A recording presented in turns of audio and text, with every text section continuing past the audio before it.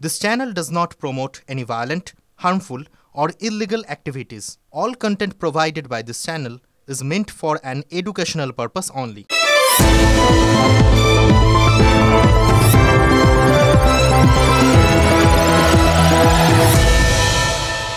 কলকাতা থেকে নিঃশব্দে ঘুরে গেলেন জেমস বন্ড, মানে আমাদের ভারতের জেমস বন্ড, জাতীয় নিরাপত্তা উপদেষ্টা অজিত ডোভাল। দিল্লির উঁচু মহলে এইভাবেই বা এই নামেই তার বিশেষ খ্যাতি। দেখুন, অজিত ডোভাল আসবেন রাজ্যে, তিনি বৈঠক করবেন এজেন্সিগুলোর সঙ্গে, গোয়েন্দাকর্তাদের সঙ্গে, আর সবাই জেনে যাবে তা তো হতে পারে না। এই জিনিস রাষ্ট্র করা হয় না, সেটাই স্বাভাবিক। কিন্তু যে সময়ে তিনি এলেন সেই সময়টা অত্যন্ত ইম্পর্ট্যান্ট। তার কারণ পার্শ্ববর্তী দেশ বাংলাদেশ এখন অশান্ত। কখনো বাংলাদেশি জঙ্গি ধরা পড়ছে পশ্চিমবঙ্গ থেকে, কখনো কাশ্মীরি জঙ্গি ধরা পড়ছে। শাসক দল তৃণমূলকে প্রতিদিন নিশানা করছে বিরোধী বিজেপি, কি বলে যে পশ্চিমবঙ্গ জঙ্গিদের ঘাঁটি হয়ে গেছে এবং পশ্চিমবঙ্গ জঙ্গিদের খুব সহজ আস্তানা। এরকম একটা অবস্থায় অজিত ডোভাল এখানে এলেন। রাজনৈতিক তরজা অনেক চলতে পারে, কিন্তু জাতীয় নিরাপত্তা, অভ্যন্তরীণ নিরাপত্তা, এটা কিন্তু একেবারেই একটা সিরিয়াস বিষয়, আমাদের দেশের সার্বভৌমত্বের বিষয়। ডোভাল এলেন এবং এই বার্তাই কি সম্ভবত দিতে চাইলেন যে কেন্দ্র এটা নিয়ে যথেষ্ট উদ্বেগে রয়েছে এবং যথেষ্ট সজাগও রয়েছে। TV9 বাংলার কাছে খবর, সীমান্তবর্তী জেলাগুলোতে অবৈধ অনুপ্রবেশ এবং কোথায় কোথায় কোন ধরনের জঙ্গি গোষ্ঠী স্লিপার সেল খুলছে না খুলছে, এই সমস্ত নিয়ে বিস্তারিত তথ্য সংগ্রহ করতেই সশরীরে এসেছিলেন ডোভাল সাহেব। রাজ্যে ফের গ্রেপ্তার আনসারুল্লাহ বাংলার জঙ্গি। নদিয়ার থানাপাড়া থেকে গ্রেপ্তার বিপ্লব বিশ্বাস ওরফে আব্দুল্লাহ। এটা টাটকা খবর। জঙ্গি সন্দেহে আরও একজনকে গ্রেপ্তার করেছে বেঙ্গল STF। দিনমজুরের ছদ্মবেশে সন্ত্রাসবাদে দীক্ষিত বিপ্লব ওরফে আব্দুল্লাহ কি করত, কিভাবে বাংলাদেশি জঙ্গি গোষ্ঠী এটিভির সঙ্গে জড়ালো, সেগুলো ক্রমশ প্রকাশ্য। আপাতত বড় খবর, ডেভিল হান্টে বাংলায় অজিত ডোভাল। জাতীয় নিরাপত্তা উপদেষ্টা ডোভাল সম্প্রতি ঘুরে গেছেন পশ্চিমবঙ্গ থেকে। কেন এসেছিলেন রাজ্যে? বাংলায় আনসারুল্লাহ বাংলা টিম থেকে JMB জঙ্গি সংগঠনের বারবারন্ত। অসম ও বাংলায় এখনও পর্যন্ত 18 জন জঙ্গি গ্রেপ্তার। স্থানীয়ভাবে কাদের সাহায্যে জঙ্গি সংগঠনের বিস্তার? জঙ্গিদের অর্থ ও লজিস্টিক সাপোর্ট দিচ্ছে ওভারগ্রাউন্ড কোন কোন সংগঠন? রাজ্যে আনাগোনা বাড়ছে পাক গোয়েন্দা সংস্থা ISI এর এজেন্টদের। বাংলাকে ট্রানজিট করিডোর হিসেবে ব্যবহার করতে চাইছে কি ISI? স্থানীয় স্তরে ISI নেটওয়ার্কের সঙ্গে কেউ জড়িয়ে পড়ছে না তো? বাংলাদেশের অস্থিরতার সুযোগে বাংলায় ঢুকেছে ইসলামিক জঙ্গি সংগঠনের নেতারা। অনুপ্রবেশকারীদের সঙ্গে মিশে থাকতে পারে ISI অপারেটিভরা। নজরে বীরভূম, মালদা, মুর্শিদাবাদ, দক্ষিণ 24 পরগনার একাধিক অনথিভুক্ত মাদ্রাসা। বাংলাদেশের যে ইসলামী জামাত যারা রয়েছে প্রত্যেকে কিন্তু একের সাথে অন্য ইন্টারলিঙ্ক, এবং তাদের মুখ্য উদ্দেশ্য হচ্ছে যে ভারতবর্ষকে ডিস্টার্ব করা। এই যে ঘটনা ঘটছে আগামী দিনে, যে এই যে ভারতবর্ষে বিভিন্ন রকম দেখবেন আমাদের রেলে দুর্ঘটনা বেড়ে গেছে, কুম্ভে হচ্ছে বা অন্যান্য যে ঘটনাও ঘটছে, ভবিষ্যতে আমরা এটাও জানতে পারবো এর পিছনে বিভিন্ন সাবভার্সিভ অ্যাক্টিভিটিস রয়েছে, স্যাবোটেজ রয়েছে। চুপিসারে বাংলায় আনাগোনা বাড়ছে বাংলাদেশি জঙ্গিদের। খাগড়াগড় বিস্ফোরণ বুঝিয়েছিল বাংলাদেশি জামাত এই বাংলার মাটিকে ব্যবহার করছিল। আর সম্প্রতি অসম ও বাংলা পুলিশের একের পর এক অভিযান বোঝাচ্ছে সাদ তারিকুল বা শরীফুলের মতো বাংলাদেশি জঙ্গিরা কিভাবে দিনের পর দিন এই রাজ্যে নাম হারিয়ে লুকিয়েছিল।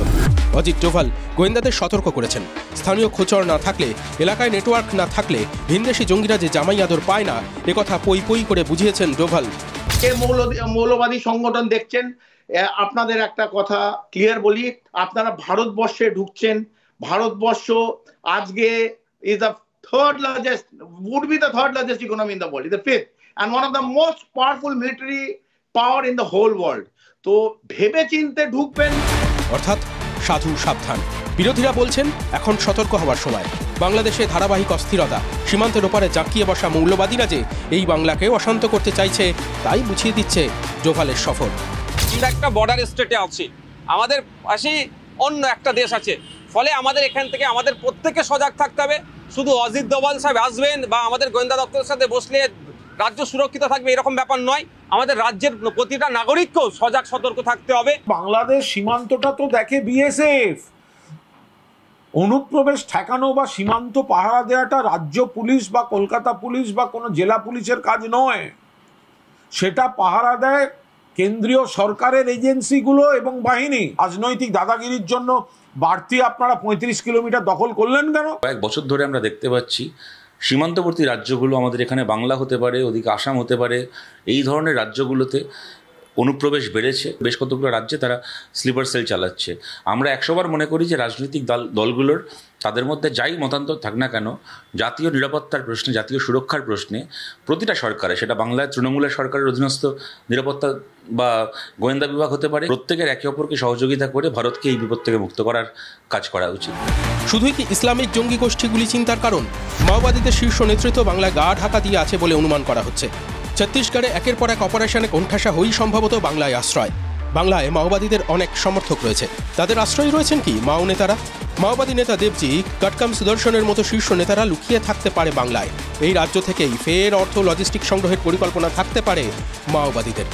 এই সরকারকে রেখে কোনো ভালো কাজ, কোনো সিক্রেট শেয়ার করলে এটা সরকারের কাছে পৌঁছে যাবে এবং সরকারের মাধ্যম দিয়ে মাওবাদীদের কাছে পৌঁছে যাবে। মমতা বন্দ্যোপাধ্যায়ের সঙ্গে মাওবাদীদের যোগাযোগ অনেক পুরনো। আপনারা মনে করে দেখুন, শশধর মাহাতো, জলধর মাহাতো মনে করছে। অর্থাৎ দেশের ভেতরের আর দেশের বাইরের শত্রুরা এই রাজ্যকে ব্যবহার করছে। এই ইনপুট দেশের জাতীয় নিরাপত্তা উপদেষ্টা পেয়েছেন। বাজার গরম করতে রাজনৈতিক তর্ক নয়, ডোভালের সফর বোঝাচ্ছে ডেভিল অর্থাৎ শত্রুরা ঘাপটি মেরেই আছে, এখন তাদের খুঁজে বের করার সময়। সিজার মন্ডলের রিপোর্ট, TV9 বাংলা। রাজনীতিতে কখন যে কি ঘটে কিচ্ছু বোঝা যায় না। আগাম অনুমান করাটা খানিকটা বোকামি, কিন্তু কিছু অনুমান যে করতেই হয়। 2026-এ বঙ্গে বিধানসভা নির্বাচন রয়েছে, তার আগে একটা অনুমান করতেই পারছেন সাধারণ মানুষ, বিশেষ করে রাজনৈতিক মহল তো বটেই। যেমন ভবানীপুর, সেটা কি নন্দীগ্রাম হতে চলেছে কোথাও? কেন বলুন তো এই অনুমান করা হচ্ছে? 2021-এ আপনাদের সকলের মনে থাকবে, সকলের নজর ছিল নন্দীগ্রামে, কারণ মুখ্যমন্ত্রী স্বয়ং তিনি সেখান থেকে লড়ছিলেন। মমতা বন্দ্যোপাধ্যায় ভার্সেস শুভেন্দু অধিকারীর সেই লড়াইয়ে প্রত্যেকের নজর ছিল। শেষ হাসি হেসেছেন শুভেন্দু অধিকারী। আর ভবানীপুরই কোথাও গিয়ে 2026-এর নন্দীগ্রাম কি হতে চলেছে, তার কারণ কোথাও সেটাই মনে করা হচ্ছে শুভেন্দু অধিকারী কিন্তু প্রস্তুতি নিচ্ছেন ভবানীপুরের জন্যই। আবারও কি সেই লড়াইটা দেখতে পাবো আমরা? দেখুন, একটার পর একটা ঢিল কিন্তু শুভেন্দু অধিকারী ছুটছেন, আর শাসক দলের হয়ে সেই পাটকেলগুলো ছুটছেন কুণাল ঘোষ। গোটা বাংলার 85% হিন্দু এক হবে, মহারাষ্ট্রের মতো, দিল্লির মতো, হরিয়ানার মতো আপনাকে দাঁড়িয়ে দাঁড়িয়ে হারাবো, আপনাকে দাঁড়িয়ে দাঁড়িয়ে হারাবো। এবং শুধু নন্দীগ্রামে হারা নয়, আপনি ভবানীপুরেও হারবেন। নন্দীগ্রাম আন্দোলন তাদের এক সুরে বেঁধেছিল। সেই নন্দীগ্রামেই মমতা বন্দ্যোপাধ্যায়কে হারিয়েছিলেন শুভেন্দু অধিকারী 1956 ভোটে। গত 5 বছরে বহুবার সেই সংখ্যা তুলে তুলে দেখিয়েছেন শুভেন্দু অধিকারী। নন্দীগ্রামে 65% হিন্দু আমাকে ভোট দিয়েছে, আর 100% মুসলিম আপনাকে ভোট দিয়েছে। আমি আপনাকে হারিয়েছি 1956 ভোটে। কিন্তু এসব তো অতীত, এবার কি ভবিষ্যৎ দেখছেন বিরোধী দলনেতা? 2026-এ কি ভবানীপুরে নামার জন্য ওয়ার্ম আপ করছেন? নন্দীগ্রামে হারের পর ভবানীপুরে দাঁড়ান মমতা বন্দ্যোপাধ্যায়। ভবানীপুর উপনির্বাচনে 58,832 ভোটে জেতেন মুখ্যমন্ত্রী। লোকসভা নির্বাচনে তৃণমূলের ভোটের সেই মার্জিন কমে যায় ভবানীপুরে। ভবানীপুর বিধানসভা এলাকায় তৃণমূলের মার্জিন হয় 8,271। ভবানীপুরের 269টি বুথের মধ্যে বিজেপি এগিয়ে যায় 149 বুথে। ভবানীপুরের 8টা ওয়ার্ডের মধ্যে 5টা ওয়ার্ডে এগিয়ে যায় বিজেপি। তৃণমূল এগিয়েছিল 3টে ওয়ার্ডে। মুখ্যমন্ত্রীর বাড়ির ওয়ার্ডে তৃণমূল এগিয়েছিল মাত্র 279 ভোটে। সংখ্যালঘু অধ্যুষিত 77 নম্বর ওয়ার্ড তৃণমূলকে এগিয়ে দেয়। 77 নম্বর ওয়ার্ডে তৃণমূল 12,325 ভোটে লিড পায়। ভবানীপুরে সংখ্যালঘু ভোট 2% কম, নন্দীগ্রামের সঙ্গে 19-20 ফারাক। নন্দীগ্রামে হিন্দু ভোটার 65%, ভবানীপুরে অমুসলিম ভোটার 80%। ভবানীপুরে হিন্দু ভোটের সংখ্যা গুরু, তার মধ্যে শিখ ভোটারের সংখ্যা চোখে পড়ার মতো। তাই কি ভবানীপুরে নিজেকে বাজি রাখছেন বিরোধী দলনেতা? সম্প্রতি সদস্য সংগ্রহ অভিযানে দক্ষিণ কলকাতায় বিজেপি সাফল্য পেয়েছে। দক্ষিণ কলকাতায় 82,000-এর বেশি সদস্য সংগ্রহ হয়ে গেছে। রাজ্য বিজেপির আশা 1 লক্ষের বেশি সদস্য সংগ্রহ হবে। মিসড কলের মেম্বারশিপকে কি সংগঠন বলে ভাবছে বিজেপি? তৃণমূলের রাজ্য সাধারণ সম্পাদক কিন্তু বলছেন, ভবানীপুরের দিকে চোখ তুলে তাকালে শুভেন্দু অধিকারীর চোখে ঝিলমিল লেগে যাবে। চোখ কেউ তুলে তাকিয়েছে, চোখ ঝলসে যাবে। ভবানীপুর মাননীয় মুখ্যমন্ত্রীর কেন্দ্র। ভবানীপুরের চোখ ধাঁধানো আলো সহ্য হবে না বিরোধী দলনেতা।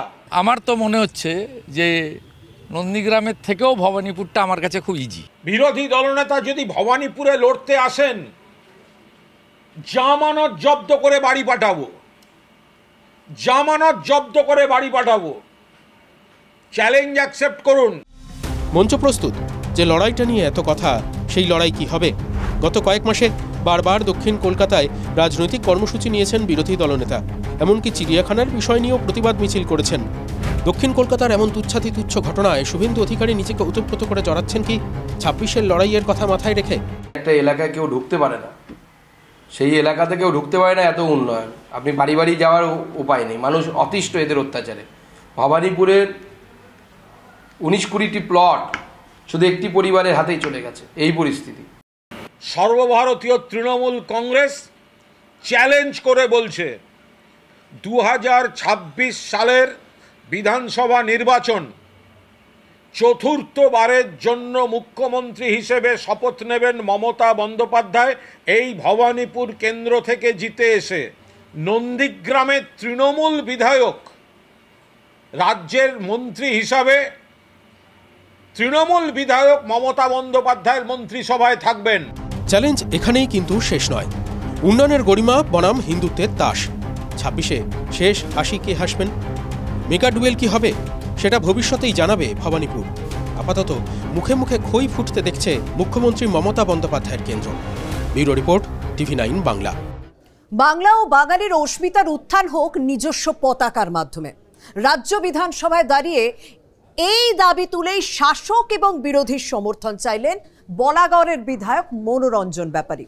হ্যাঁ, কি হবে তা তো সময় কথা বলবে, কিন্তু এই বক্তব্য নিয়ে, এই দাবি নিয়ে রাজনৈতিক চর্চা কিন্তু শুরু হয়ে গিয়েছে। সম্প্রতি রাজ্য সঙ্গীত নিয়ে সংশোধিত বিজ্ঞপ্তি জারি করেছে রাজ্য সরকার। এবার বিধানসভায় রাজ্যের জন্য নিজস্ব পতাকার দাবি তুললেন বলাগড়ের তৃণমূল বিধায়ক মনোরঞ্জন ব্যাপারী। কেন এই দাবি জানাচ্ছেন তা নিয়ে যুক্তিও দিয়েছেন তিনি।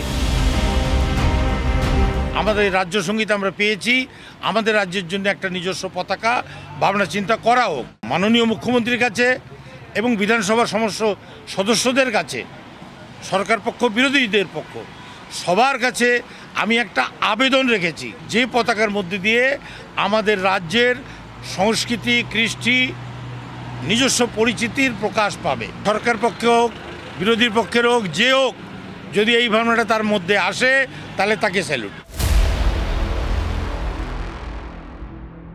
রাজ্যের মুখ্যমন্ত্রী এই সমস্ত কথা শুনলে খুশি হন, কেন ওনার একটা অনেক দিনের স্বপ্ন ছিল, এখন আর নেই, এখন দেখেন না, সেটা হচ্ছে দেশের প্রধানমন্ত্রী হবে। ফলে প্রধানমন্ত্রী না হয়েও ওই প্রধানমন্ত্রীর মতন একটা সুখ ভোগ করবার যে সুপ্ত মনোবাসনা, সেইটাকে একটু সামনে নিয়ে আসা, এবং তাতে মনোরঞ্জনবাবু দলের মধ্যে একটু শ্বাস নেবার জায়গা পাবেন, হয়তো এই কারণে উনি বলতে পারেন। আর আরেকটা জিনিস হতে পারে, তো ভাবছি এরপরে ওরা আলাদা নোট ছাপার কথা বলবে। ৩৭০ অনুচ্ছেদ অবলুপ্তির আগে পর্যন্ত জম্মু কাশ্মীরের নিজস্ব পতাকা ছিল। বহু বিতর্ক সত্ত্বেও সাম্প্রতিক অতীতে বিভিন্ন ক্ষেত্রে নিজস্ব পতাকা ব্যবহার করছে কর্ণাটক সরকার। ৭০-এর দশকে তামিলনাড়ুতেও নিজস্ব পতাকা তৈরির উদ্যোগ নেওয়া হয়েছিল। এবার সেই একই দাবি রাজ্য বিধানসভায় তুললেন তৃণমূল বিধায়ক মনোরঞ্জন ব্যাপারী। তা নিয়ে শুরু হয়েছে রাজনৈতিক চাপানুতর। এই বলে নতুন পতাকা, মানে কাশ্মীরে যে রুল ছিল, যে একটা কাশ্মীরে ৩৭০ দ্বারা তুলে দেওয়ার পর যে পতাকার অ্যাবলিশ হয়েছে, সেটাকে ওরা এখানে ফিরিয়ে আনতে চাইছে। ওকে দিয়ে এটা বলানো হয়েছে, এটা হচ্ছে মানে একটা গিনিপিককে যেমন একটা ল্যাবরেটরিতে গিনিপিকের টেস্ট হয়, সেরম দিয়ে দেখলো মানুষের রিয়াকশান কি। এই প্রসঙ্গে অনেকেই মনে করিয়ে দিচ্ছেন ১৯৯৪ সালের বহু চর্চিত কর্ণাটকের তৎকালীন মুখ্যমন্ত্রী SR বোম্বাই মামলার কথা, যার প্রেক্ষিতে সেই সময় সুপ্রিম কোর্ট মন্তব্য করেছিল রাজ্য সরকার আলাদা পতাকা তৈরি করতে পারে, এমন কথা সংবিধানে কোথাও বলা নেই। তবে রাজ্য সরকার নিজস্ব গণতান্ত্রিক কাঠামোর মধ্য থেকে আলাদা পতাকা তৈরি করতে পারে, কিন্তু তা কখনোই জাতীয় পতাকাকে অবমাননা করে নয়, এবং রাজ্যের পতাকা সবসময়ই জাতীয় পতাকার নিচে থাকবে। একটা আলাদা গান অথবা আলাদা পতাকা তাই দিয়ে রাজ্যের অগ্রগতি হয় না। অগ্রগতি হয় শিক্ষা, সমাজ, সংস্কৃতি, স্বাস্থ্য, কাজ, এই ব্যবস্থাপনার মধ্য দিয়ে। শিল্প, এসব ব্যাপারে তৃণমূল লবডঙ্ক। তৃণমূলের একজন বিধায়ক পৃথক ফ্ল্যাগের কথা বলছেন যে রাজ্যে একটা পৃথক পতাকা চাই মনোরঞ্জন ব্যাপারী, এইটা কোথাও প্রাদেশিকতাকে আমি এটা একেবারেই এসব নিয়ে আমি একটি মন্তব্য করব। রাজ্যের নিজস্ব পতাকা নিয়ে রাজনৈতিক এই তর্কযুদ্ধের রেশ কত দূর করায় তা নিয়েই বাড়ছে কৌতূহল। Bureau report, TV9 Bangla. দেখুন, বাংলায় বিধানসভা নির্বাচনের আগে এক একটা ইস্যু সামনে আসবে, কিন্তু বারবার করে বাংলায় নির্বাচন থাকুক ছাই না থাকুক যেটা ফিরে আসে তা হলো বঙ্গভঙ্গ। আবারও বিজেপি বিধায়ক যা বলেছেন তাতে বিতর্ক খানিকটা উস্কে গিয়েছে। শিখা চট্টোপাধ্যায় তিনি আবারও সেই বাংলা ভাঙের প্রসঙ্গ সামনে এনেছেন, যেটা নিয়ে খানিকটা কি চাপেই পড়লো বিজেপি। উত্তরবঙ্গ আলাদা করে দেওয়ার কথা একমাত্র মানুষ বলছে, আমরা মানুষের প্রতিনিধি, জনগণ যা বলবে সেটা তো আমার এখানে ফরওয়ার্ড করা দরকার। বঙ্গ বিধানসভায় ফের বঙ্গভঙ্গ বিতর্ক। ওপার বাংলা যখন উত্তাল দেশের অভ্যন্তরীণ নিরাপত্তার চ্যালেঞ্জের মুখে, ঠিক সেই সময় ফের উত্তরবঙ্গ ভাগের দাবি। নতুন করে বিতর্ক উস্কে দিলেন উত্তরবঙ্গের বিজেপি বিধায়ক শিখা চট্টোপাধ্যায়। 2026-এর বিধানসভা ভোটের আগে রাজ্য সরকারের বিরুদ্ধে বঞ্চনার অভিযোগ তুলে ফের উত্তরবঙ্গকে পৃথক রাজ্য অথবা কেন্দ্রশাসিত অঞ্চলে পরিণত করার দাবি তুললেন তিনি।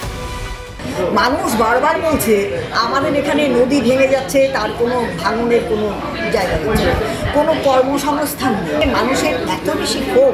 মানুষ বলছে আপনারা কি করছেন, আপনারা বিধানসভায় আপনাদেরকে পাঠিয়েছি, আপনারা অন্তত চিন্তা ভাবনা করুন, গিয়ে বলুন যে তারা যদি কাজ না করতে পারে উত্তরবঙ্গকে আলাদা করে দিই, এটা কেন্দ্রীয় শাসন হোক বা অন্য কিছু হোক, যেভাবে গোয়া টোয়া চলছে সেভাবে চলবে, আমাদের উন্নয়নটা হোক, আমরা উন্নয়ন চাইছি।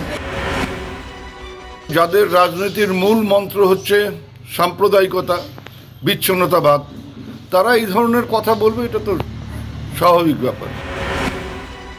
বিজেপির কোনো এতজন এমএলএ আছে, এতজন এমপি আছে, তাদের কোনো পারফরমেন্স নেই, কিন্তু তারা এই কথাগুলো বলেই কিন্তু উত্তরবঙ্গে ভোট পাচ্ছে। তো এবারও দেখেছে যে যদি এই প্রশ্নটা তোলা যায় ভোটের আগে, তাহলে তাদের রাজনৈতিক ফায়দা হতে পারে। বিধানসভা নির্বাচন আসছে বলেই তো এই কথাগুলো বিজেপি এই কথাগুলো নতুন করে তারা উত্থাপন করে। কিন্তু এই ব্যাপারে বঙ্গ বিজেপির রাজনৈতিক লাইন কি? আমরা মনে করি ডক্টর শ্যামাপ্রসাদ মুখার্জি তিনি যেভাবে পশ্চিমবঙ্গকে তৈরি করে গেছিলেন, রেখে গেছিলেন, আমরা পশ্চিমবঙ্গকে সেই রূপেই আগামী দিনে রাখতে চাই। পশ্চিমবঙ্গের উত্তরবঙ্গ পার্ট অর্থাৎ উত্তর পার্টটা ডেভেলপমেন্টালি অনেকটা পিছিয়ে আছে, তার জন্য যদি কোনো রকম চিন্তাভাবনা আলাদা করে করা যায় সেটা করা যেতে পারে, কিন্তু আমরা রাজ্যভাগের পক্ষে নই। বিরোধীদের পাল্টা প্রশ্ন, পৃথক উত্তরবঙ্গ নয়, অখণ্ড বাংলায় যদি বঙ্গ বিজেপির লাইন হয়, তাহলে সেই দলের জনপ্রতিনিধিরা কেন বারবার উত্তরবঙ্গকে পৃথক করার দাবি তুলছেন? বাংলা এবং বাংলার সংস্কৃতির শত্রু এই ভারতীয় জনতা পার্টি। এরা বাংলাকে টাকা দেবে না, বাংলার মানুষকে বঞ্চিত করবে, বাংলার উন্নয়ন চায় না, বাংলাকে ভাগ করতে চায়, এটা হচ্ছে এদের সংস্কৃতি। 2021-এর বিধানসভা নির্বাচনের ফল ঘোষণার পরই উত্তরবঙ্গকে পৃথক রাজ্য কিংবা কেন্দ্র শাসিত অঞ্চল করার দাবি তুলেছিলেন বিজেপির জনপ্রতিনিধিরা। বিজেপি নেতা জন বার্লা, ডাবগ্রাম ফুলবাড়ির বিধায়ক শিখা চট্টোপাধ্যায়, মাটিগাড়া নকশালবাড়ির বিজেপি বিধায়ক আনন্দময় বর্মন, কার্শিয়ংয়ের বিজেপি বিধায়ক বিষ্ণুপ্রসাদ শর্মারা বিভিন্ন সময় এই দাবি তুলেছেন। বিজেপির সমর্থনে রাজ্যসভায় যাওয়া অনন্ত মহারাজও একাধিকবার পৃথক কেন্দ্রশাসিত অঞ্চলে দাবি জানিয়েছেন। পাল্টা চ্যালেঞ্জ ছুড়েছে শাসক দলও। বঙ্গভঙ্গ বিরোধী প্রস্তাব আনা হয়েছে রাজ্য বিধানসভাতে। বঙ্গভঙ্গ করতে দেব না, সবাইকে নিয়েই কিন্তু মালা গাঁথা হয়, এটাও বৈচিত্র্যের মধ্যে ঐক্য। রাজ্য ভাগ কোনো সমস্যার সমাধান নয়, এবং আমাদের রাজ্য সভাপতি উত্তরবঙ্গের ক্ষেত্রে পার্টি স্ট্যান্ড ক্লিয়ার করেছেন যে আমরা রাজ্য ভাগের পক্ষে, ভারতীয় জনতা পার্টি প্রদেশ ইউনিট নয়। তবে এরপরও বিতর্ক থামেনি। 2024-এর লোকসভা নির্বাচনের আগে অনুপ্রবেশ ইস্যুতে বলতে গিয়ে গোড্ডার বিজেপি সাংসদ নিশিকান্ত দুবে সংসদে দাঁড়িয়ে বিহারের একাংশের সঙ্গে মালদা মুর্শিদাবাদকে জুড়ে কেন্দ্রশাসিত অঞ্চল গড়ার দাবি জানান। किशनगंज, अररिया, कटिहार, मालदा, मुर्शिदाबाद और पूरा संथाल बना है, इसको यूनियन टेरिटरी बनाइए, नहीं तो हिंदू खाली हो जाएंगे। দুই বিজেপি বিধায়ক গৌরীশঙ্কর ঘোষ ও কাঞ্চন মৈত্র আবার সেই দাবির পক্ষে সওয়াল করেন, জানিয়ে নতুন বিতর্ক তৈরি হয়। From minister to BJP party এমনকি বাংলাকে ভাগ করার চক্রান্ত, we strongly condemn this attitude. Divide Bengal means divide our country India. ভারতীয় জনতা পার্টি পরিষ্কার স্ট্যান্ড, আমরা বঙ্গভঙ্গ, বাংলা ভাগ, ইউটি, আলাদা রাজ্য এসব চাই না, দলগতভাবে আমি বলতে পারি। 1905-1947 বারবার বঙ্গভঙ্গের যন্ত্রণা কুড়ে কুড়ে খেয়েছে বাঙালিকে, কিন্তু আজও এই ইস্যু জিয়ে রেখেছেন রাজনীতির কারবারিরা। কখনো গ্রেটার কোচবিহার আন্দোলন, কখনো গোর্খাল্যান্ড আন্দোলনে রক্ত ঝরেছে উত্তরবঙ্গের। চা শ্রমিক আদিবাসী সম্প্রদায়ের উন্নয়ন কতটা হলো, কেন্দ্রীয় বাজেট কিংবা রাজ্য বাজেটে উত্তরবঙ্গ কি পেল তা নিয়ে রাজনীতি চলছে পুরোদমে, কিন্তু বিতর্ক আজও শেষ হয়নি। Bureau report, TV9 Bangla. দক্ষিণ 24 পরগনার একটা প্রান্তিক গ্রামের ছোট্ট একটি প্রাথমিক স্বাস্থ্যকেন্দ্র, সেই স্বাস্থ্যকেন্দ্রটিকে কেন্দ্র করে একটি মামলায় কলকাতা হাইকোর্টের প্রধান বিচারপতি দুদিন আগে রাজ্য সরকারের স্বাস্থ্য ব্যবস্থা, পরিকল্পনা এবং যাবতীয় ব্যবস্থাকে তুলোধনা করেছিলেন। প্রধান বিচারপতি কি বলেছিলেন আপনাদের একবার মনে করিয়ে দিই। তিনি বলেছিলেন, আপনারা রসগোল্লার জিআই ট্যাগ নিয়ে লাফালাফি করেন, চন্দননগরে লাইটিং করে খুব গর্ব অনুভব করেন, পার্ক স্ট্রিট সাজিয়ে বড়দিনের সময় সেটা নিয়েও গর্ব অনুভব করেন, অথচ এই যে ছোট্ট ছোট্ট প্রাথমিক স্বাস্থ্য পরিষেবা সেগুলো কোন অবস্থায় আছে সেদিকে আপনার নজর নেই। তাই করমণ্ডল এক্সপ্রেসে করে প্রচুর লোক চেন্নাইয়ে যান, প্রচুর বাঙালি চেন্নাইয়ে যান চিকিৎসার জন্য। এ তো বিরাট ভৎসনা, কটাক্ষ এবং ভৎসনা। কিন্তু কেন কলকাতা হাইকোর্টের প্রধান বিচারপতি তিনি এতটা চটে গেলেন এবং এত ক্ষোভ প্রকাশ করলেন, সেটা দেখতে সরেজমিনে খতিয়ে জানতে আমরা গেছিলাম পুরন্দরপুরের সেই ছোট্ট প্রাথমিক স্বাস্থ্যকেন্দ্রে। দেখুন তার রাগ সঙ্গত নয় কি। প্রথমটা ওটা দাদু দিয়েছে 3 একর কত, ওইটা 6 বেড চলছে, তা সেই না চলার মতন। তারপরে বাবা এটা দিয়েছে মানে 10 বেডের জন্য নিয়েছে, স্বাস্থ্য দপ্তর আমাদের কাছে চিঠি দিয়েছে, 4টি চিঠিও আমাদের কাছে আছে। সেই চিঠির ভিত্তি ধরে তো আমাদের কেস আছে। ওই সে রুগী নি, কেউ নি, ডাক্তার সেই সেরকম ওষুধ নি, কিছু নি, সেই রুগীগুলো সব বাইরে চলে যায়। তাহলে এতগুলো জায়গাগুলো নেওয়ার কেন ফেলে রেখে দিয়ে আমাদের সঙ্গে প্রতারণা করলো স্বাস্থ্য দপ্তর। রাজ্যের স্বাস্থ্য ভবনের বিরুদ্ধে প্রতারণার অভিযোগ করছেন মথুরাপুর লোকসভা কেন্দ্রের অন্তর্গত পুরন্দরপুর গ্রামের এক ছাপোষা মানুষ। কিন্তু কেন এই অভিযোগ করছেন জাকির হোসেন মোল্লা? ঘটনার তল পেতে পৌঁছে যেতে হবে প্রায় 50 বছর আগে। জাকিরের দাদু ও বাবা দুদফায় কয়েক একর জমি দিয়েছিল রাজ্য সরকারকে। কথা ছিল স্থানীয় মানুষের জন্য একটা হাসপাতাল হবে, কিন্তু 50 বছরে 10 শয্যার একটা প্রাথমিক স্বাস্থ্যকেন্দ্র ছাড়া আর কিছুই হয়নি। সেটাও চলছে ধুঁকতে ধুঁকতে। হাসপাতালের বদলে জাকির মোল্লার পরিবারের দেওয়া জমিতে 2017 সালে শুরু হয় সরকারি জল প্রকল্পের কাজ। সরকারের এই কাজে ক্ষুব্ধ হয়ে আদালতের দ্বারস্থ হন জাকির। দাবি, হাসপাতাল না হলে পরিবারের দান করা জমি ফেরত দিক সরকার। 10 বেড হোক, বড় ধরনের হচ্ছে যেটা লেখা আছে সেইটা হোক, সেটা হোক। সাধারণ গরিব মানুষ যেন বাইরে যারা না আজ ডায়মন্ড যাচ্ছে, কলকাতা যাচ্ছে, সাপে কামড়ানো, কুকুর কামড়ানো, একটা বিষ খেলে কেন বাইরে যাবে? যে জন্য নিয়েছে সেই জন্য দেওয়া হয়েছে। জাকির হোসেন মোল্লার দাবি যে ভুল কিছু নয় তার প্রমাণ পাওয়া গেল পুরন্দরপুরে গিয়ে ও স্থানীয় মানুষের সঙ্গে কথা বলেই। এই হচ্ছে হাসপাতাল বেডের অবস্থা। ওই 10 শয্যার বেড রয়েছে, 10টা বেড রয়েছে এত বছর ধরে এই স্বাস্থ্যকেন্দ্রে। আর একটা বিষয় কি বলুন তো, অদ্ভুতভাবে আমরা পুরো চত্বরটা ঘুরে এলাম, ভেতরটায় ঘুরে এলাম, সেখানে কোথাও কিন্তু কোনো ওটি রুম দেখলাম না। বাইরে যে নার্স দিদি রয়েছেন তার সঙ্গে আমরা কথা বললাম, তিনি বলছেন এখানে কোনো ওটির কাজ হয় না, কোনো রকম অপারেশন থিয়েটার এখানে নেই। কিন্তু স্থানীয় বাসিন্দারা তারা বলছেন ওটি কিন্তু ছিল। স্বাস্থ্য পরিষেবা বলতে এখানে মানে একজন পঙ্গু মানুষ যেভাবে জীবনযাপন করে সেই রকমই চলছে এটা, মানে বেহাল অবস্থা। হ্যাঁ, বেহাল অবস্থা। অপারেশন থিয়েটার আছে, সেখানে রান্না হয়। হ্যাঁ, অপারেশন থিয়েটারে রান্না হয় ওখানে। হ্যাঁ, বিশ্বাস করুন, এখানে যদি আমি রাতের অন্ধকারে একা আসি গা ছমছম করবে। আমি জানি না অন্য কোনো অসামাজিক কাজও এখানে হতে পারে কিনা, কারণ এখানে তো ঘুপচি হয়ে একের পর এক বাড়িঘরদর পড়ে রয়েছে। এবং এগুলো শুধু বাড়িঘরদর নয়, এখানে ওই যে কথা বলছিলাম না একটু আগে আপনাদেরকে, যে এখানে আগে ব্যবস্থা ছিল আয়া, নার্স, ডাক্তার তাদের থাকার জন্য। সেই জন্য এই ছোট ছোট ছোট ছোট অনেকগুলো এখানে কোয়ার্টার বানিয়ে দেওয়া হয়েছিল। ব্যবস্থা রয়েছে, জায়গা রয়েছে, কিন্তু সেটার সেই যে প্রয়োগটা সেটা নেই। কত সাল হয়ে গেছে বলেন, মানে 74 সাথে সেই ওখানে লেখা আছে সেখান থেকে, আর এই 2025 আজকে কত সাল হয়ে গেছে, সেই 10টা আছে। ধুঁকতে থাকা স্বাস্থ্যকেন্দ্রের পাশেই তৈরি হচ্ছিল জল প্রকল্প। আদালতের নির্দেশে আপাতত সেই কাজ বন্ধ। এই খামখেয়ালিপনায় স্থানীয় মানুষ স্বাস্থ্যের সুবিধে যেমন পাচ্ছেন না, আবার জলের সমস্যাও মিটছে না। কলকাতা হাইকোর্ট গোটা অবস্থায় বিরক্ত। প্রশ্ন উঠেছে স্বাস্থ্য ভবনের ইচ্ছে নিয়ে, রাজ্য প্রশাসনের ভূমিকা নিয়ে। ৪ মার্চ মামলার পরবর্তী শুনানির দিকেই এখন তাকিয়ে পুরন্দরপুরের সাধারণ মানুষ। ক্যামেরায় সুদীপ গুছাইতের সঙ্গে তন্নিষ্ঠা মজুমদার ও শুভেন্দু হালদারের রিপোর্ট, TV9 বাংলা। কথায় বলে চোরের মায়ের বড় গলা, শুনেছেন নিশ্চয়ই, কিন্তু দেখেছেন কখনো? মালদায় SC ST জাল সার্টিফিকেট তৈরি করে চাকরি করার অভিযোগ, সেই খবর আমরা সামনে এনেছিলাম। কিন্তু তারপর যারা অভিযোগ করছেন তাদের রীতিমতো ধমকানি চমকানির অভিযোগ সামনে আসছে। কিন্তু কারা ধমকাচ্ছেন চমকাচ্ছেন? কখনো হোয়াটসঅ্যাপ করে, কখনো মাঝ রাস্তায় দাঁড় করিয়ে, কখনো বা ফোন করে। আর একেই তো বলে চোরের মায়ের বড় গলা।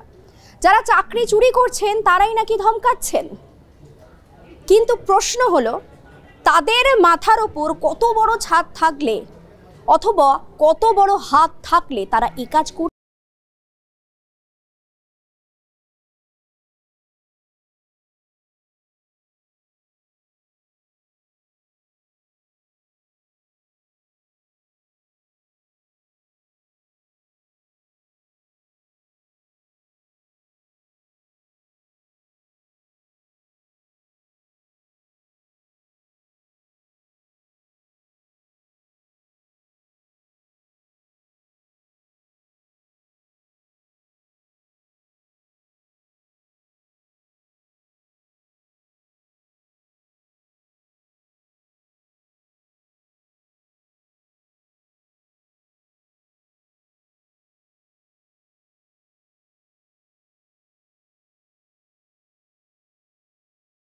আমাদের সাথে এসে যোগাযোগ করেছে।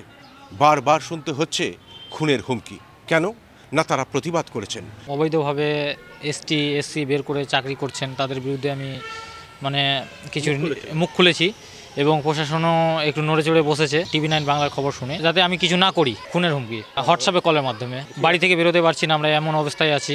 গ্রামেও ঠিকঠাকভাবে ঘুরতে পারছি না। হঠাৎ কোথায় কি করবে কোনো ঠিক নেই। আমরা হয়তো মারা যেতে পারি, কোনো ঠিক নেই। জালিয়াতির অভিযোগে গত বছর 182 জনের সার্টিফিকেট বাতিল করেন মালদা ও চাঁচলের SDO। অভিযোগ, জাল সার্টিফিকেট বাতিলের পরও অনেকেই পদে বহাল রয়েছেন। তাদের মধ্যে 8 জনের বিরুদ্ধে SDOকে পদক্ষেপের নির্দেশ দেয় হাইকোর্ট। অভিযোগ উঠেছিল দোষীদের চাকরি থেকে সরানো বা ভুয়ো সার্টিফিকেট বাতিল করা নিয়ে গড়িমসি করছে প্রশাসন। এবার অভিযোগ, হুমকির কথা জানালেও প্রশাসন কোনো পদক্ষেপ করছে না। কর্মকাজেও যেতে পারি না, যে এতটাই ভয় যে আমাদের যে কোনো সময়ই আমাদের প্রাণহানি হতে পারে। এটা আমরা প্রশাসনের কাছে লিখিতভাবে দরখাস্ত করার পরেও এখনও সেইভাবে রেসপন্স দেয়নি। আমরা যে দুর্নীতির বিরুদ্ধে দাঁড়িয়ে আছি, এরা আমাদের প্রাণে মারার হুমকি দিচ্ছে, যেটা সেটা গালিগালাজ করছে। রাস্তা বাড়িঘর থেকে বেরোতে দেয় না, আমাদের বেরোনো খুব কঠিন হয়ে দাঁড়িয়েছে আমাদের। ভুয়ো নথি, ভুয়ো তথ্য দিয়ে SC ST সার্টিফিকেট তারা তৈরি করছে এবং সেই সার্টিফিকেট নিয়ে একটা শ্রেণী অবাধে আবার চাকরি করছে। অনেক জয়েন্ট বিডিও যারা এই কাস্ট সার্টিফিকেট নিয়ে রমরমিয়ে অন্য অন্য জেলায় গিয়ে চাকরি করছেন, তারা মালদার ছেলে, এবং তাদের বিরুদ্ধে কিন্তু জানানো হয়েছে প্রশাসনকে, কোর্টে অ্যাপিল করা হয়েছে। কিন্তু সরকারের কোনো সদর্থক ভূমিকা নেই, কারণ সরকারও এই কাজের সঙ্গে যুক্ত। যারা এই ধরনের প্রতিবাদ করে, তারা আগামীতে যাতে বাংলাতে কোনো অসাধু চক্রকে বিনষ্ট করতে চায়, এই ধরনের যে কোনো ইয়ের সাথে আমরা থাকি। জাল সার্টিফিকেট চক্রের শিকড় যে কত গভীরে তা টের পাওয়া যায় লাভলি খাতুনের ঘটনায়। বাংলাদেশে অশান্তির আবহের মধ্যে শিরোনামে উঠে এসেছিলেন মালদার হরিশ্চন্দ্রপুর 1 নম্বর ব্লকের তৃণমূল পরিচালিত রশিদাবাদ গ্রাম পঞ্চায়েতের প্রধান লাভলি খাতুনের নাম। তিনি নাকি বাংলাদেশের নাগরিক। অভিযোগ ওঠে, ওপার থেকে এপারে ঢুকে জাল নথির ভিত্তিতে ভোটে দাঁড়িয়ে পঞ্চায়েত প্রধান নির্বাচিত হয়েছিলেন তিনি। আর এতেই শোরগোল পড়ে যায় রাজনৈতিক মহলে। এরপর তার ভুয়ো জাতিগত শংসাপত্র বাতিল করে দেন মহকুমা শাসক। লাভলি খাতুনের প্রধান পদ বাতিলের প্রক্রিয়া শুরু হয়েছে। জাল সার্টিফিকেটের রমরমায় বঞ্চনার শিকার হচ্ছেন বহু মানুষ। চাকরি প্রার্থীদের অভিযোগ, শতাধিক ব্যক্তি ভুয়ো তথ্য পরিচয়পত্র দিয়ে ST SC সার্টিফিকেট তৈরি করে চাকরি পেয়েছেন। এমন 33 জনের নাম নথি সহ জেলা প্রশাসনের দ্বারস্থ হয়েছিলেন অভিযোগকারীরা। সেই প্রতিবাদেরই কি মাসুল গুনতে হচ্ছে এদের? এই চক্রেরই প্রতিবাদ করায় আজকে তাদেরকে হুমকির মুখে পড়তে হচ্ছে। মালদা থেকে ক্যামেরায় মুজিব বর্ষকের সঙ্গে শুভতোষ, TV9 বাংলা। ট্যাংরায় টান টান সাসপেন্স, একই পরিবারের 6 জনের আত্মহত্যার চেষ্টা। তবে কিশোরী কন্যার বিষক্রিয়াতে মৃত্যু হয়েছে এবং স্ত্রীদের মৃত্যু বিষক্রিয়ায় হয়নি বলে, ঘুমের ওষুধে হয়নি বলে হাতের শিরা কেটে গলা কেটে খুন করা হয়। তারপর নাবালক ছেলেকে নিয়ে পিলারে গিয়ে গাড়ির সোজা ধাক্কা। সেটা কি আত্মহত্যার চেষ্টা নাকি এই ঘটনা থেকে পালানোর চেষ্টা করেছিলেন তারা? ট্যাংরা কাণ্ডে রহস্যের জট কিন্তু এখনো খোলেনি। সকলে মিলে ঘুমের ওষুধ খেয়ে আত্মহত্যার চেষ্টা, ঘুমের ওষুধের প্রভাবে কিশোরী প্রিয়ঙ্কদার মৃত্যু, 2 বধূকে ঘুমের মধ্যেই গলা কেটে খুন, 2 ভাইয়ের নাবালক পুত্রকেও হাতের শিরা কেটে খুনের চেষ্টা, ছেলে হাসপাতালে ভর্তি হতে গররাজি হওয়ায় গাড়ির ধাক্কা মেরে আত্মহত্যার সিদ্ধান্ত। ট্যাংরার দে পরিবারে 3 মৃত্যু যেন কোনো সাইকোপ্যাথ থ্রিলারকেও হার মানাবে। পুলিশি তদন্তে একের পর এক চাঞ্চল্যকর তথ্য আসছে গোয়েন্দাদের হাতে। ট্যাংরার শিললেনের দে বাড়ির দোতলায় 3টি আলাদা ঘরে পরিবারের ছোট বউ রমি, কিশোরী মেয়ে প্রিয়ম্বদা ও বড় বউ সুদেশনাথ দেহ উদ্ধার হয়। বাড়িতে মেলে রক্তমাখা ছুরি, রক্তমাখা কাপড়। পুলিশ সূত্রে খবর, সোমবার মধ্যরাতে পায়েসের সঙ্গে পরিবারের 6 সদস্যই ঘুমের ওষুধ খেয়েছিলেন। আত্মহত্যা করতে চাইলেও 2 ভাই, 2 বউ এবং বড় ভাইয়ের নাবালক পুত্র মারা যাননি। শুধু ছোট ভাই প্রসূনের মেয়ে প্রিয়ঙ্বদার মৃত্যু হয়। মঙ্গলবার ঘুমের মধ্যেই 2 গৃহবধূকে গলা ও শিরা কেটে খুন করেন প্রণয়, প্রসূন। প্রণয়ের ছেলেরও হাতের শিরা কাটার চেষ্টা করা হয়। ময়নাতদন্তের প্রাথমিক রিপোর্টে উল্লেখ, রবির গলার বাদিক থেকে ডান দিক পর্যন্ত গভীর ক্ষত, 2 হাতের কবজিতে গভীর ক্ষত। সুদেশনারও 2 হাতের কবজিতে গভীর ক্ষত, তার গলাতেও ক্ষত। হাতের শিরা ও নলি কাটার কারণে অতিরিক্ত রক্তক্ষরণ, আর তার জেরেই মৃত্যু। কিশোরী প্রিয়ঙ্বদার শরীরের বিভিন্ন জায়গায় কালশিটে দাগ, মাথাতেও আঘাতের চিহ্ন। পাকস্থলীতে মিলেছে ওষুধের উপস্থিতি। কিশোরীর মৃত্যুর কারণ বিষক্রিয়া। ময়নাতদন্তের 36 থেকে 48 ঘন্টা আগে মৃত্যু হয়েছে। দেবাড়ির ছোট বউ নিহত রমির মায়ের দাবি, সোমবার রাত 1:30টায় মেয়ের সঙ্গে তার শেষ কথা হয়। পরশুদিন মেয়ে আপনাকে ফোন করেছিল? কিছু বলেছিল মেয়ে কাকিমা, মানে কাকুর সঙ্গে?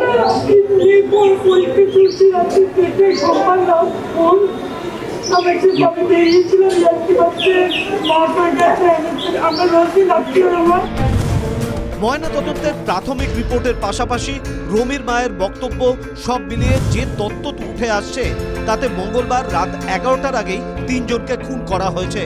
কিন্তু প্রশ্ন হচ্ছে, যদি ঘুমের ওষুধেই প্রিয়ঙ্বদার মৃত্যু হয়ে থাকে তাহলে তার শরীরে কালশিটে দাগ কেন? খুন হয়েছে সে ব্যাপারে নিশ্চিত হয়ে যাওয়ার পরেও ওই বাড়ির 2 ব্যবসায়ী ভাই তারা কিন্তু সেই বাড়িতেই ছিল। কেন ছিল? তদন্তকারীদের অনুমান, তারা মনে করেছে যে সেই সময় যদি তারা বাড়ি থেকে চলে যায়, পালিয়ে যায় বা ওই রকম বেপরোয়া গতিতে গাড়ি নিয়ে চলে যায় তাহলে এলাকাবাসীর নজরে পড়তে হবে। গোটা এলাকা যখন শান্ত হয়ে যায়, অর্থাৎ রাস্তাঘাট যখন সম্পূর্ণভাবে একেবারে নির্জন হয়ে যায়, রাত 12টার পরে প্রায় 1টা নাগাদ তারা বাড়ি থেকে বেরোয়। পুলিশ সূত্রের খবর, তদন্তে উঠে এসেছে যে দে পরিবারের 3 পুরুষ মঙ্গলবার ট্যাংরার বাড়ি থেকে বেলঘরিয়া ডালনব, কোনা, দ্বিতীয় হুগলি সেতু, AJC Bose road, park circus, 7 point, science city হয়ে অভিষিক্তা মোড়ের দিকে যাচ্ছিলেন। বড় ভাই পুলিশকে জানিয়েছে বিভিন্ন জায়গায় ঘোরার কারণ নিজের ছেলেকে হাসপাতালে ভর্তি হওয়ার জন্য বারবার বোঝানো হচ্ছিল, কিন্তু ছেলে কোনোভাবেই রাজি হচ্ছিল না। তাই অবশেষে একসঙ্গে সবাই মিলে আত্মহত্যার সিদ্ধান্ত নেওয়া হয়। তবে প্রশ্ন উঠছে, সবাই মিলে আত্মহত্যার সিদ্ধান্ত নিয়ে থাকলে ছেলেকে হাসপাতালে ভর্তি করানোর জন্য নিয়ে যাওয়া হচ্ছিল কেন? তবে কি বাড়িতে 3 জনকে খুন করার পর তারা পালানোর জন্যই গাড়ি নিয়ে বেরিয়েছিলেন? পিলারে ধাক্কা কি ইচ্ছাকৃত নাকি পালানোর পথে দুর্ঘটনা? সুজয় পাল, সুপ্রিয় গুহ ও সুশোভন ভট্টাচার্যের রিপোর্ট, TV9 বাংলা। 6টি এজেন্সি থেকে লোন, মাথার ওপর কোটি কোটি টাকা দেনার বোঝা, একেবারে মাথা বিকিয়ে যাওয়ার মতো অবস্থা হয়ে গিয়েছিল। খোয়া যাচ্ছিল মান সম্মানও। অনেক পাওনাদার, কর্মচারীদের বেতন দেওয়া যাচ্ছিল না। রাশিয়া ইউক্রেন যুদ্ধের ফলে তাদের প্রোডাক্ট, তাদের পণ্য যেটা তারা এই বাংলায় তৈরি করতেন, সেটা ইউক্রেনে পাঠাতে পারছিলেন না, অর্থাৎ রপ্তানিতে বাধা, সব মিলিয়ে এই পরিবার একেবারে বিপর্যস্ত হয়ে পড়েছিল আর্থিকভাবে এবং মানসিকভাবে। তাই গোটা পরিবার একসঙ্গে এই জগৎ ছেড়ে যাওয়ার সিদ্ধান্ত নিয়েছিল। দে বাড়ির হত্যাকাণ্ডে পরতে পরতে রহস্য।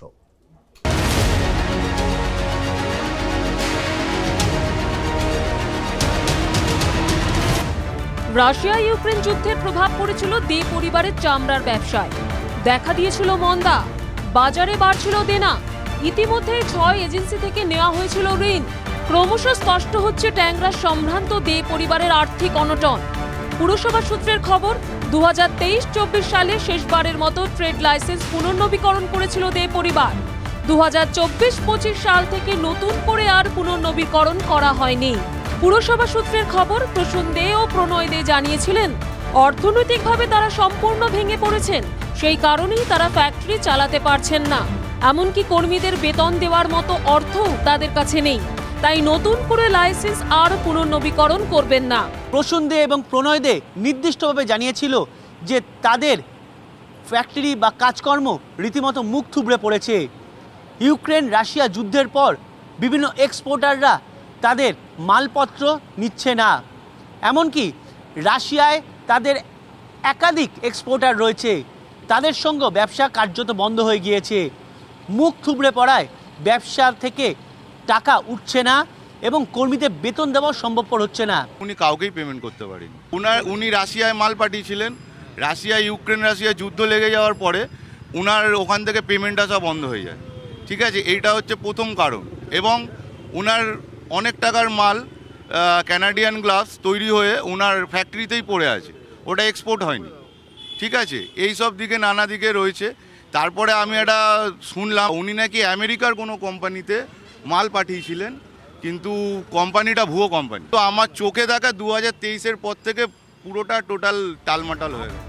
এই রকম একটি আর্থিকভাবে এবং সামাজিকভাবে প্রতিষ্ঠিত পরিবারের দুই ভাই কেবল দেনা বা অর্থনৈতিক সংকটের কারণে এত বড় সিদ্ধান্ত নিল, ঠান্ডা মাথায় খুন করলো পরিবারের সদস্যদের। আপাতদৃষ্টি এটাই মনস্তাত্ত্বিক ব্যবচ্ছেদ উঠে আসছে। এই সমস্যা দিনের পর দিন বাড়ছে। আমরা বিগত 1 মাসের মধ্যে উপর্যুপরি এরকম হত্যা, খুন, ধর্ষণ, রাহাজানি পরপর দেখছি। সমাজ মনস্কতার এটার বিকৃত প্রতিফলন এবং আমাদের প্রত্যেকের ধৈর্যচ্যুতি ঘটছে এবং সমাজে একটা সম্পর্কের যে বুনিয়াদ যেটা আগে মজবুত থাকতো সেটা ক্রমান্বয়ে হ্রাস পাচ্ছে এবং সেই পারিবারিক বন্ধন যেটা ছিল, সেই মধুর বন্ধন, সেই শক্তিশালী বন্ধন আর আস্তে আস্তে আমরা বিস্তৃত হতে চলেছি। ট্যাংরার দে পরিবারের 3 মৃত্যু এখনো রহস্য ঘেরা। তদন্ত যত এগোচ্ছে রহস্য যেন আরো বাড়ছে। সায়ন্ত ও সুশোভন ভট্টাচার্যের রিপোর্ট, TV9 বাংলা। হুগলির চণ্ডীতলার আইসি তিনি গুলিবিদ্ধ হয়েছেন। কি কারণে গুলি লাগলো তার, যেটা জানা গেছে এখনো পর্যন্ত এই ঘটনার সঙ্গে এক রহস্যময় যোগ রয়েছে। কে সেই রহস্যময়, তার সঙ্গে কি কানেকশন রয়েছে আইসির? বড়বাবু শপিং করতে গেছিলেন বান্ধবীর সঙ্গে, কিন্তু ফেরার পথে গাড়িতে কি এমন ঘটলো যে গুলি লাগলো? এবং সব থেকে বড় প্রশ্ন, গাড়িতে কিন্তু শুধু তারা দুজন ছিলেন না, মানে আইসি আর তার বান্ধবী ছিলেন না, সঙ্গে আরো কেউ ছিল। তারা কারা? এই প্রশ্নের উত্তরগুলোই এখন খোঁজার চেষ্টা চলছে।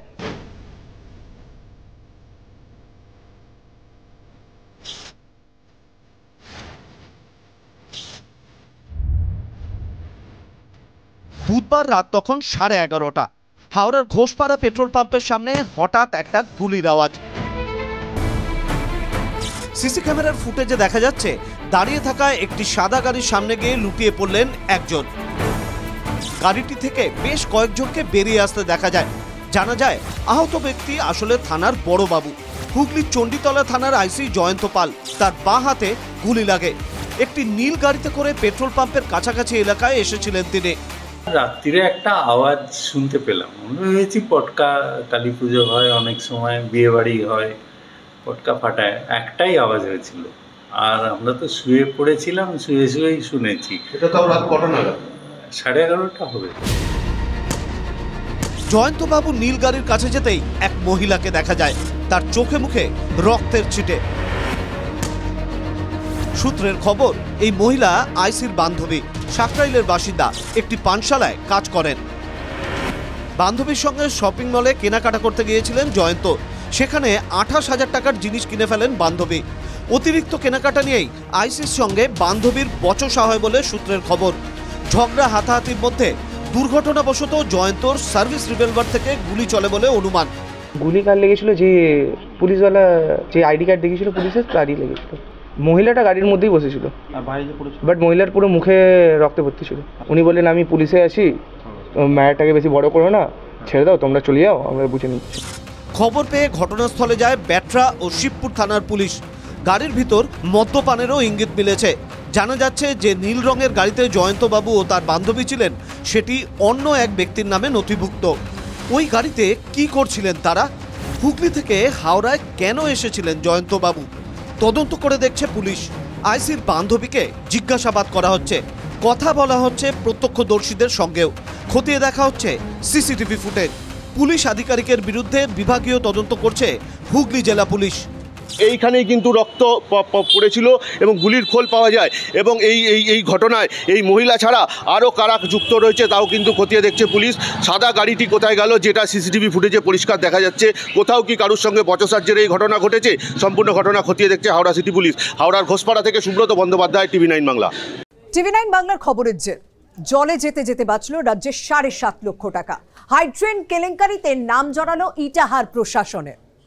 খাতায় কলমে দেখানো হয়েছে যে টাকা বরাদ্দ হয়েছে, কাজ হয়েছে, কিন্তু বাস্তবে যে কিছুই হয়নি তা TV9 বাংলা দেখায়। আর তারপরে কাজ শুরু হয়ে গেল, ছুটির মধ্যে কাজও শেষ হয়ে গেল। আর কে বলেছে লজ্জা নেই? লজ্জা আছে বলেই তো এই কাজের কাজটা হলো।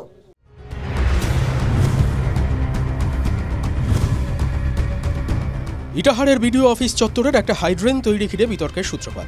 2024 সালে হাইড্রেনটি তৈরির জন্য প্রায় 7.5 লাখ টাকা বরাদ্দ করে পঞ্চদশ অর্থ কমিশন। সেই মতো টাকা তো দেওয়া হয়েছে, কিন্তু হাইড্রেন কোথায় গেল? গত 6 ফেব্রুয়ারি বিডিওকে গিয়ে প্রশ্ন করেছিলেন TV9 বাংলার প্রতিনিধি। বিডিওর যুক্তি ছিল, আচ্ছা আমরা দেখতে পাচ্ছি যে একটা হাইড্রেনের কাজ হয়েছে 7,50,000 টাকা, যেটা পেমেন্ট করা পুরো ড্রেনটা হয়েছে, ওইখানে ব্লক ক্যাম্পাসের ভিতরে ড্রেন, কভার ড্রেন, ওইটা করা হয়েছে। আচ্ছা এই পেমেন্টটা করা হয়েছে। বিডিও ড্রেন হয়েছে বলে দাবি করেছিলেন। ইটাহার পঞ্চায়েত সমিতির সহসভাপতি কিন্তু অন্য কথা বলেছিলেন। না, ড্রেনগুলো ওরকম নতুন কোনো হয়নি আর কি, হয়তো রিপেয়ারিং করেছে এবং কিছু পুরাতন ড্রেনও আছে। নতুন তো হয়নি না, নতুন কিছু হয়তো রিপেয়ারিং করেছে। হ্যাঁ, স্ল্যাবগুলো নতুন আছে। কোনো হাইড্রেন আছে? হাইড্রেন তো ওই ড্রেনগুলো, হাইড্রেন তো এখানে কই দেখতে পাচ্ছি না, হচ্ছে হয়নি। গত 7 ফেব্রুয়ারি TV9 বাংলায় খবর সম্প্রচার হতেই ইটাহারের রাজনীতিতে জোর বিতর্ক শুরু হয়। তারপর রাতারাতি অ্যাকশন। গত সপ্তাহে 4 দিনের অফিস ছুটি ছিল। ছুটির মধ্যেই চুপিসারে নাকি তৈরি হয়ে গেছে হাইড্রেন। এই সোমবার থেকে আমি এটা দেখলাম আর কি। এটা কিন্তু আগের সপ্তাহে তো মানে অফিস তো বন্ধই ছিল, তখন তো আমি দেখি নাই। এরকম ছিল না? না না না না, আমি তো শুনছি ওই ড্রেন হওয়ার কি বলে খবর নাকি হয়েছিল নাকি, তার জন্য এই ড্রেনটা হচ্ছে এখন। TV9 বাংলার খবরের জের অবশেষে ইটাহার বিডিও অফিস চত্বরে শুরু হলো হাইড্রেন তৈরির কাজ। আর জানিয়ে ইতিমধ্যেই নতুন করে বিতর্ক দানা বেঁধেছে। রাজনৈতিক মহলে এ নিয়ে শোরগোল পড়ে গিয়েছে। TV9 বাংলার খবর সম্প্রচারের পর কেন কাজ শুরু হলো, আগে কেন হয়নি? বিডিও এবং শাসক দলের নেতাদের এক সুরে আক্রমণ করার সুযোগ পেয়ে গেছে বিরোধীরা। এই ড্রেনটা সেই ড্রেন, যে ড্রেনটা 15 ফিনান্সের ড্রেন, সেটাকে এরা বিল পাস করে সেই টাকাটা হজম করে নিয়েছিল এবং সেটা আমরা অভিযোগ জানাই। সেই অভিযোগের ভিত্তিতে আপনারা সেটাকে খবর করেন। খবর করার পরে সেই ড্রেনটা আবার রাতের অন্ধকারে এখানকার স্থানীয় বিডিও এবং টিএমসির নেতারা সেই 4 দিন যে ছুটি ছিল সেই ছুটির মাঝে এই ড্রেনটাকে তারা কমপ্লিট করেছে। তো সেই টাকাটা খেয়ে ফেলেছিলেন, এখন সেটার বমি করতে হচ্ছে। আপনাদের এই যে আপনারা যে এসছেন, আপনারা যে খবর করেছেন, সেই খবরের জন্য বাধ্য হয়ে ওদেরকে এখন বমি করে ফেলতে হচ্ছে এবং নতুন করে কাজ করতে হচ্ছে। যদিও এদিন আর এই বিষয়ে ক্যামেরার সামনে মুখ খুলতে রাজি হননি বিডিও। স্থানীয় তৃণমূল নেতৃত্ব সব অভিযোগ উড়িয়ে দিচ্ছেন। বিজেপি বা কংগ্রেস বা সিপিএম এর ইটাহারে তো কোনো অস্তিত্ব নেই, এদের কিছু ত্রুটি ধরা। কিছু এদের কাজই হচ্ছে ত্রুটি ধরা, উন্নয়নের সঙ্গে এদের সম্পর্ক নেই। ইটাহার ব্লকে যেভাবে আজকে উন্নয়ন হচ্ছে এটাতে তারা ঈর্ষান্বিত। খোঁচা দিয়ে বিরোধীদের প্রশ্ন, হঠাৎ করে এই উন্নয়ন কি আসলে জনগণের স্বার্থে নাকি দুর্নীতি ঢাকার চেষ্টায়? এখন কতদিনে এর তদন্ত হয় বা আদৌ হয় কিনা তা কিন্তু সময়ই বলবে। উত্তর দিনাজপুর থেকে রূপক ঘোষ, TV9 বাংলা।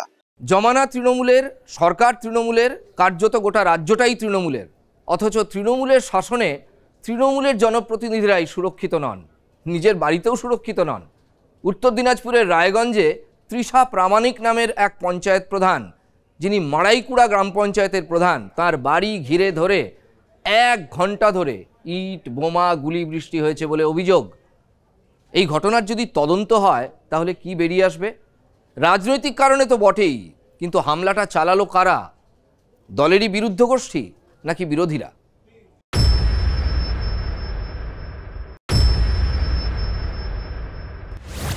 উত্তর দিনাজপুরের রায়গঞ্জে মাড়াইকুড়া গ্রাম পঞ্চায়েত তৃণমূল প্রধান তৃষা প্রামাণিক। অভিযোগ, বৃহস্পতিবার ভোর 4টে নাগাদ প্রধানের বাড়ি লক্ষ্য করে ইটি বৃষ্টি, গুলি, বোমা ছোড়ে দুষ্কৃতীরা। আতঙ্কিত প্রধান পুলিশকে ফোন করেন। অভিযোগ, পুলিশ পৌঁছতে দেরি করায় প্রায় ঘন্টাখানেক ধরে দুষ্কৃতীদের তাণ্ডব চলে। কাঁচের জানলার মধ্যে পুরো পাথর বৃষ্টি হচ্ছে, ইট পাথর বৃষ্টি হচ্ছে, এমন ধরনের অ্যাটাক হয়েছে। আর সব কাজ ভেঙে দেওয়া হয়েছে, গোলাগুলি হয়েছে, উঠানে বোমাবমি হয়েছে, তারপর কত রকম গুলি চলেছে সেটা তো ধারণারই বাইরে। তৃষার স্বামীর অভিযোগ, তাদের প্রাণে মারার চেষ্টাও করা হয়। ফান্ডাসেরও একটা ব্যাপার, যে যারা বা যে সমস্ত দুষ্কৃতীরা আজকে আমার বাড়িতে অ্যাটাক করেছে, কালকে যে আমার উপরে অ্যাটাক করবে না বা আমার মিসেসের উপরে অ্যাটাক করবে না, তার কি গ্যারেন্টি আছে? আমাদের পাশের বুথে আর কি একটা নেশার আসর চলে, সব বাচ্চা বাচ্চা ছেলেরা নেশার আসর ওখানে জমায়, আড্ডা দেয় রাত্রি 1টা, 2টো, 3টে অবধি। তো তারপরে তাদেরই ঘটনা হতে পারে। ঘটনাস্থলে পৌঁছন তৃণমূল ছাত্র পরিষদের রায়গঞ্জ ব্লক সভাপতি পার্থ দাস। তার সঙ্গে বচসায় জড়িয়ে পড়েন প্রধানের স্বামী।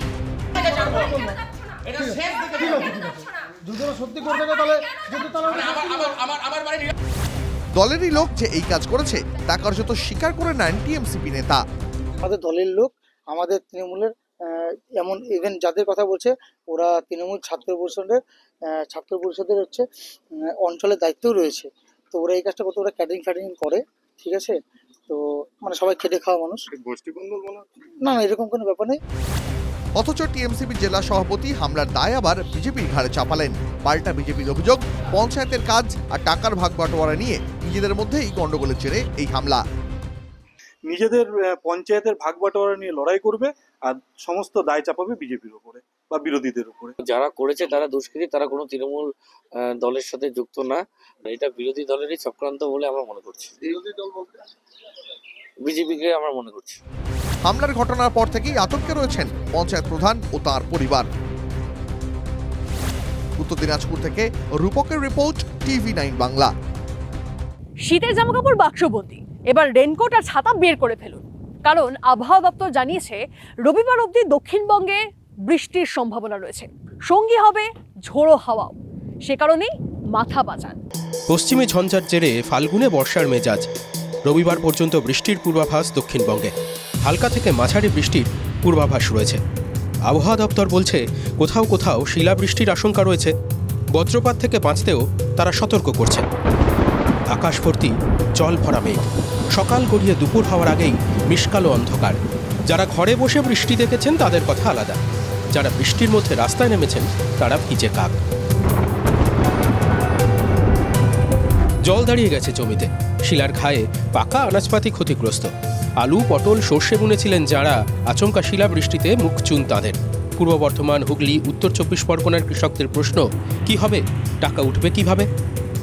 আলুর ব্যাপক ক্ষতি। যে বৃষ্টি, শিলা প্রচুর শিল হয়ে গেছে, আলু গাছ সব থেতো হয়ে গেছে, পুরো নষ্ট হয়েছে। পাতাগুলো দেখছেন, এই যে পাতাগুলো সব থেতো হয়ে গেছে। এই বৃষ্টি হয় তাহলে তো পরিস্থিতি খারাপ হয়ে যাবে। চাষি তো একবারে মানে কি বলবো, মানে পয়সাই তুলতে পারবে না।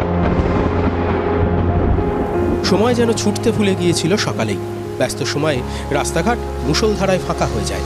যারা ছুটে গিয়ে মাথা বাঁচাতে পারেননি তারা ভিজলেন, ভিজে একসা হলেন। আর বাঁকুড়া, পূর্ব বর্ধমান সহ বহু জায়গায় মাধ্যমিক পরীক্ষার্থীদের পরীক্ষা কেন্দ্রে পৌঁছে দিল পুলিশ। অনেক জায়গায় আমাদের থানায় কলও এসেছে যে একটু যদি সাহায্য করা যায় এইসব পরীক্ষার্থীদেরকে তাদের পরীক্ষা কেন্দ্রে পৌঁছে দেওয়ায়। তো আমাদের প্রত্যেকটা থানারই যে 8টি পেট্রোলিং গাড়িগুলো আছে সেগুলো এরিয়ায় মুভ করছিল তখন, এবং যেখান থেকে যতজনকে পারা গেছে যতটা সম্ভব আমরা চেষ্টা করেছি তাদেরকে পরীক্ষা কেন্দ্রে পৌঁছে দিতে। আবহাওয়া দপ্তরের কথা মানলে আরও 3টে দিন পশ্চিমী ঝঞ্ঝার কারণে বসন্তে বৃষ্টি হবে। অতএব ছাতা আর বর্ষাতি দরকারি, আর দরকার একটু সতর্কতা। এই বৃষ্টি গরম কমিয়েছে, কিন্তু বাড়িয়েছে বাচ্চাদের জ্বর জারির আশঙ্কা। অতএব মেঘদূতের নাম আপাতত আহাম্মুখী থাক। Bureau report, TV9 Bangla.